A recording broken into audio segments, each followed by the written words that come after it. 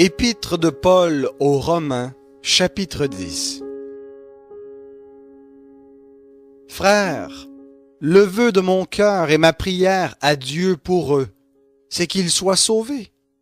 Car je leur rends ce témoignage qu'ils ont du zèle pour Dieu, mais sans connaissance, en ignorant la justice de Dieu et en cherchant à établir leur propre justice. Ils ne se sont pas soumis à la justice de Dieu, car Christ est la fin de la loi en vue de la justice pour tout croyant. En effet, Moïse écrit à propos de la justice qui vient de la loi. L'homme qui la mettra en pratique vivra par elle. Mais voici comment parle la justice qui vient de la foi. Ne dis pas en ton cœur qui montera au ciel, c'est en faire descendre Christ, ou qui descendra dans l'abîme, c'est faire remonter Christ d'entre les morts. Que dit-elle donc? La parole est près de toi, dans ta bouche et dans ton cœur. Or, c'est la parole de la foi que nous prêchons. Si tu confesses de ta bouche le Seigneur Jésus, et si tu crois dans ton cœur que Dieu l'a ressuscité d'entre les morts, tu seras sauvé.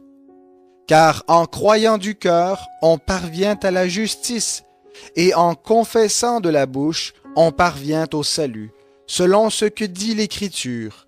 Quiconque croit en lui ne sera pas confus.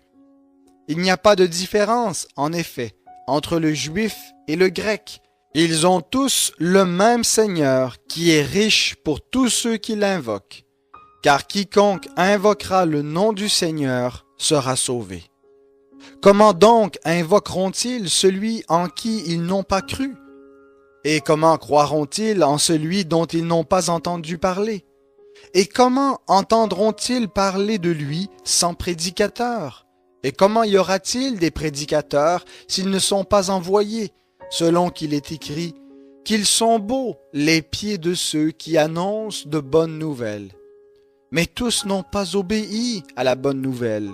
Aussi, Ésaïe dit-il, « Seigneur, qui a cru à ce que nous avons fait entendre? » Ainsi, la foi vient de ce qu'on entend, et ce qu'on entend vient de la parole du Christ. Mais je dis, n'ont-ils pas entendu? Au contraire, leur voix est allée par toute la terre, et leur parole jusqu'aux extrémités du monde. Mais je dis, Israël ne l'a-t-il pas su?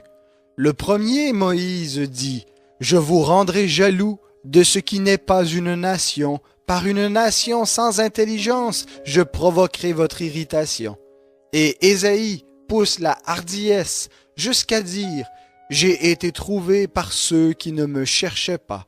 Je me suis manifesté à ceux qui ne m'interrogeaient pas. » Mais à l'égard d'Israël, il dit, « Tout le jour, j'ai tendu mes mains vers un peuple rebelle et contredisant. »